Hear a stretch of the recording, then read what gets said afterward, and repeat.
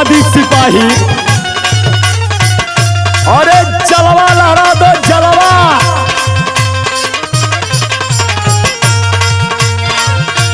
बोल रहा उत्तर प्रदेश, जय अखिलेश जय अखिलेश। आई भैया, हम भोजपुरी समाजवादी गायक सुनील उर्फ सिंटू यादव एक बार फिर आप लोगन के बीच में एगो आप लोगन के पसंद लायक समाजवादी गीत लेके आवतारी। अब भैया हमेशा कोशिश करीला सबसे हट के सबसे अलग गीत लेके आई। आज सबसे हट के सबसे अलग लेके आई ला भैया, यही मारे आप लोग ये सिंटुआ के पसंद भी करेला। आई भैया एकदम सबसे हट के सबसे अलग। आज उत्तर प्रदेश का हालत साथियों आप देख रहे हैं, आप फिल्म देखते हैं क्योंकि घर घर मोबाइल हुई है और सभी लोग फिल्म के दीवाने हैं। फिल्म में जो कहानी दर्शाई जाती है, दिखाई जाती है, उत्तर प्रदेश में इस समय सेम टू सेम वही हो रहा है। जो फिल्म में आप देखते हैं जो विलन घात करता है हीरो के साथ, सेम टू सेम आज का जो प्रशासन के लोग हैं, जो देश के प्रदेश के जो राजा बैठे हैं गरीबों के साथ, सेम टू सेम ऐसे ही घात कर रहे हैं। आपके गीत के माध्यम से बताना चाहूंगा क्या, अब उहे होता यूपी में,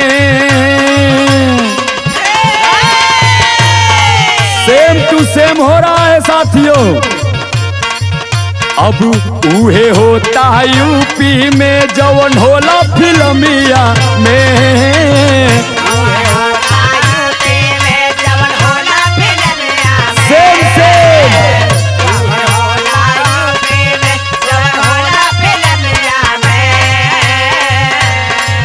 अब उहे होता यूपी में जवन होला फिल्मिया में, जनता दर दर भटके बाबा मस्त चिलमिया में जनता दर दर भटके बाबा, अरे मस्त चिलमिया में, जनता दर दर भटके बाबा मस्त चिलमिया में। जो फिल्म में आप देखते हो साथियों वही होता है। और बंगाल का खेला तो आप लोग ने देखा ही होगा, मानने को तैयार नहीं है साथियों। यहाँ तक आज हो रहा है कि डीजे पर समाजवादी गीतें बज रही है तो डीजे सील करा दिया जा रहा है। हम आपसे पूछना चाहते हैं साहब जी, बताइए आप डीजे तो सील कर सकते हैं लेकिन जो दिल में बसे अखिलेश यादव घर घर हैं उसे आप कैसे सील करोगे? जवाब दीजिएगा साहब। आप कृषि कानून बिल का आप वापस करने को बिल्कुल मना कर रहे थे, लेकिन आप शायद भूल गए थे साहब, किसानों से लड़ाई ले रहे थे आप। कहा जाता है बैल चाहे केतनो अड़ियल होकर किसान खेत जोतवाई लेला उनसे, चाहे केतनो कीड़ा ना जोतब ना जोतब, साहब पोंछ उठा के उनके खेत जोतवा दे। और वही किसानों ने किया है आपसे, याद रखिएगा साहब। कहना है अरे लूट पाट के हम ही खैबा, जनता गईल भाड़े में, अस्त व्यस्त या मस्त हवा मोर बाबा गैया साढ़े में, मोर बाबा गैया साढ़े में, मोर बाबा गैया साढ़े में। अरे लूट पाट के हम ही खैबा, जनता गईल भाड़े में, अस्त व्यस्त या मस्त हवा मोर बाबा गैया साढ़े में। अरे खेतावा सढ़ावा चारी किसनावा मोरी गरमिया में,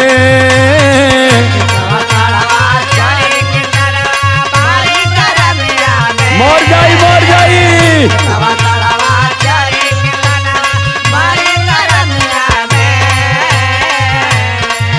अरे खेतावा सढ़ावा चरी किसनावा मरी गरमिया में, जनता दर दर भटके बाबा मस्त चिलमिया में, जनता दर दर भटके बाबा, अरे मस्त मस्त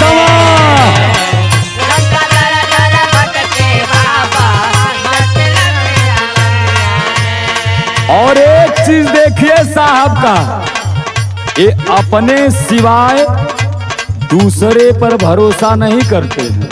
और भरोसा ये वाला भरोसा नहीं, वो साहब को ये लगता है सिर्फ हम शाह हैं, सिर्फ हम देशभक्त हैं और कोई देशभक्त नहीं है। साहब अखिलेश यादव जी अगर टोपी लगा देते हैं तो टोपी वाला कहते हैं कि टोपी लगाया है। साहब याद रखिएगा, टोपी वाला अपने पास ही टोपी नहीं लगाता है, जब टोपी आपको लगा देगा ना तो आप टोपी जैसा गोल हो जाओगे। याद रखिएगा, बैटिंग करने वाला बॉलिंग भी करता है, सिर्फ बैटिंग नहीं करता है, आप याद रखिएगा। कहना है चोर बनावे जनता के या शाह बनेला अपना के, सोचे अपने को शाह बनते हैं, जनता को चोर बनाते हैं साहब। कहना है चोर बनावे जनता के या शाह बनेला अपना के, खत्म कर दिहला ए भैया यूपी के हर सपना के।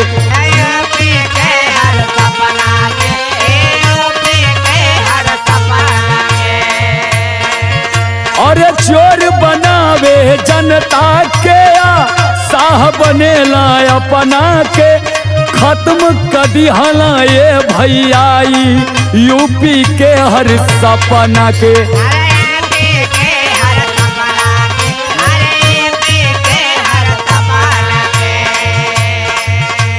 जनता से ही खेले जैसे एगो खेल आवेला भैया रम्मी का खेल, लइका बड़ा चाप के खेलत हम आजकल रम्मी का वीडियो आई लिया। वो खेल ऐसा ना कि जब देखबा प्रचार आई कि चंद मिनटों में आप करोड़पति हो जाओगे। और सोचिए उसमें करोड़पति नहीं होना है, आपके अकाउंट में जितना रुपया है टन दे गायब, अपन दे तू घरे से पिटा जाएगा। इतना खूबसूरत रम्मी गेम है, वही गेम साहब आज उत्तर प्रदेश के जनता से खेल रहे हैं। कैसे? जनता से ही खेले खेलिया, कौन खेल भैया? जनता से ही खेले खेलिया जैसे रमिया से,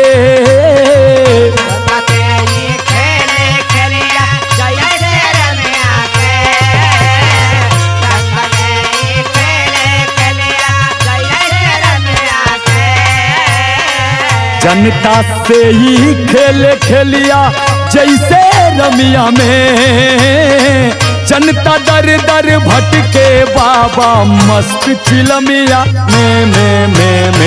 जनता दर दर भटके बाबा मस्त चिलमिया में, जनता दर दर भटके बाबा मस्त चिलमिया में। और साथियों महंगाई में तो इनका जवाब ही नहीं है। पूरे भारत में देख लीजिए, महंगाई में तो इनका जवाब ही नहीं है। जितना महंगाई से प्यार है इनको शायद उत्तर प्रदेश के जनता से उतना प्यार नहीं है। सोच लीजिए, साहब ने भारत को आगे बढ़ाने का संकल्प किया है, और इतना अच्छा संकल्प किया है साहब ने कि 100 रुपया पेट्रोल तक 150 तक कर दिए 60 रुपया के पेट्रोल को। 80 रुपया जो 60 रुपया सरसों का तेल था उसे 200 तक कर दिए। लेकिन सोचिए, गरीबों के काम जो आने वाली चीज है नरेगा की मजदूरी, आज भी 8 घंटे का 201 रुपया मिलता है। साहब जी, हम ये नहीं कह रहे हैं आप काम नहीं कर रहे हैं, आप ही काम कर रहे हैं, तभी ना आज सब लोग बेरोजगार बैठे हैं। ये सब आपका काम किया हुआ है साहब। याद रखिएगा, गीत के माध्यम से आपको बताना चाहूंगा क्या, पूरा नरेगा के ठेंगा देखा के राज करेला गद्दी पर, बेच दिहाला यूपी के अपने बाबा हमारे रद्दी पर।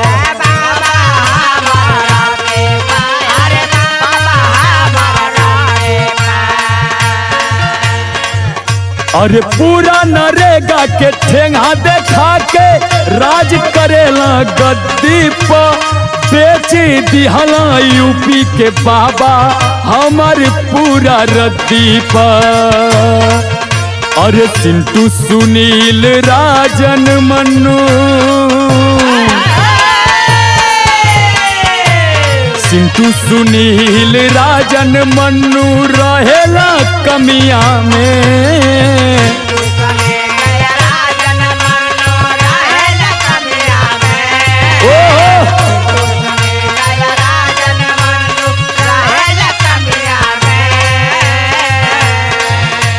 सिंटू सुनील राजन मन्नू रहेले कमिया में। जनता दर दर भटके बाबा मस्त चिलमिया में में। जनता दर दर भटके बाबा मस्त चिलमिया में। जनता दर दर भटके बाबा, जनता दर दर भटके बाबा, जनता दर दर भटके बाबा।